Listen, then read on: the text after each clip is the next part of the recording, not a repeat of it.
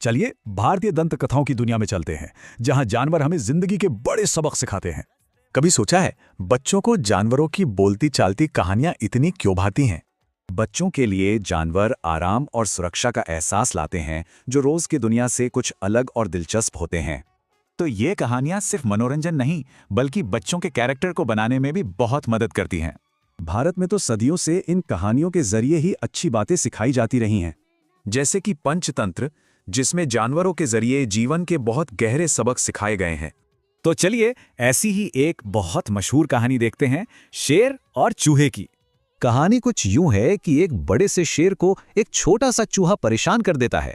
चूहा घबराकर कहता है, मुझे जाने दो, मैं एक दिन तुम्हारी ये मेहरबानी जरूर चुकाऊंगा। शेर को ये सुनकर हंसी आ जाती है, लेकिन फिर भी वो उस छोटे से चूहे को जाने देता है। पर कुछ ही समय बाद वही शेर शिकारी के जाल में बुरी तरह फंस जाता है। शेर की दहाड़ सुनकर चूहा वहां पहुंचता है और अपने तेज दांतों से जाल कुतरकर शेर को आजाद कर देता है। उस दिन शेर ने एक बहुत बड़ा सबक सीखा। तो इस कहानी का असल मतलब क्या है?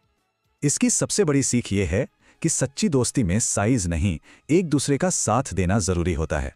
ये कहानी सिखाती है कि कैसे दो बिल्कुल अलग लोग भी एक दूसरे के काम आ सकते हैं।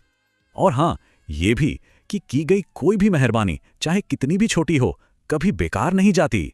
ये कहानी ये भी बताती है कि आपस में लड़ने से कहीं ज्यादा ताकत मिलकर रहने में है। ऐसी सीधी साधी कहानियां ही तो हैं जो हमें हमदर्दी और एक अच्छा इंसान बनना सिखाती हैं। तो सोचने वाली बात यह है कि आज की गई कौन सी छोटी सी मदद कल कोई बड़ा बदलाव ला सकती है।